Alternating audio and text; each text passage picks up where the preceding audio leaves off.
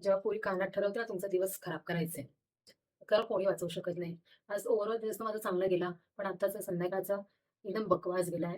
का? तो आता मी मेकअप रिमूव्ह करता-करता सांगते. So welcome back to my channel आणि आता मी नाईट रुटीन तुमच्यासोबत गप्पा-टप्पा करत-करत करणार आहे. तर चला चालू करूया. अगोदर तर केस बांधून घेऊया. कारण आजच हेअर वॉश केला होता आणि एकदम बॅड थिंग अशी की एका क्लायंटचं काम करता-करता माझे केस त्या प्रॉडक्टमध्ये आले आणि माझे केस खराब झाले. सो मला तेवढं क्लीन करावं लागलं आणि घरी आल्यानंतर बघितलं तर ते पूर्ण चिकट झाल्यानंतर कापावी लागली. तर असो. सो मी मेकअप रिमूव्ह करते आहे प्लमच्या क्लेन्झरनी. हे क्लेन्झर असं असतं वॅक्ससारखं आणि हे थोड्याशा प्रमाणात हातात घेतलं की छान असा स्किनवरचा मेकअप एकदम अलगद आपला उतरतो. ठीक आहे? Sorry, wait. आपण हा क्लेन्झिंग करूया आणि तुम्हाला क्लेन्झिंग केल्यानंतर दाखवते. एकदम ऑइल बेस आणि एकदम स्मूथ हा जातो.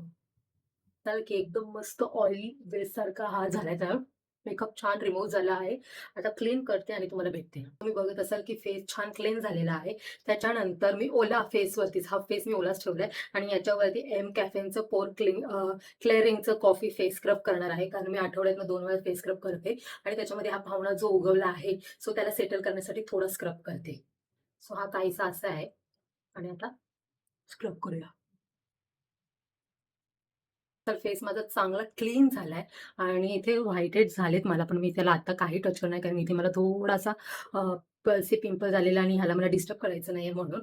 सो आता हे झाल्यानंतर मी नाईट क्रीम कोणती यूज करते तर ही रेटिनॉलची फॉक्सटेलची रेटिनॉल सीरम नाईट सीरम आहे. ते फक्त 2 पंप घ्यायचं, दॅट्स इट आणि एवढीच क्रीम आहे, ती तुम्हाला आता फेसला लावायची आहे. बस बाकी काही नाही करायचं.